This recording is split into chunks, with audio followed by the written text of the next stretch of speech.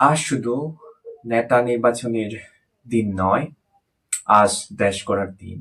আপনি কি আপনার হ্যাঁ না ব্যালট পেপারটি বুঝে নিয়েছেন? কেন আপনার এই ভোটটি আপনার পরবর্তী প্রজন্মের ভাগ্য বদলে দিতে পারে? আজকের ভিডিওতে আমরা এ বিষয় নিয়ে আমরা সবাই কম বেশি ভোটের সাথে পরিচিত।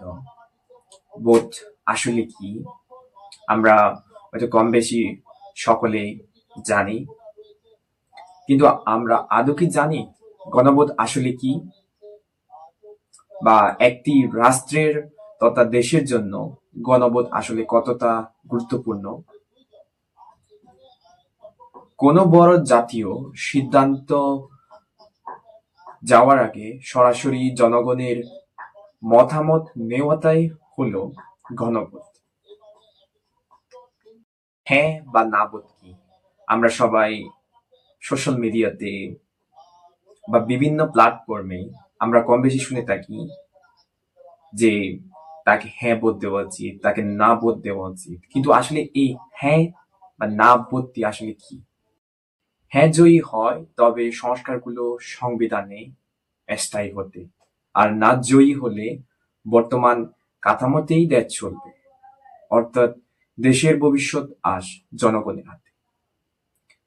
এখন আপনার মাধ্যমে একটি সুষ্ঠু নির্বাচন হওয়া সম্ভব, এবং আপনিও দেশ গড়ার কাজে অংশ নিতে প্রস্তুত তো?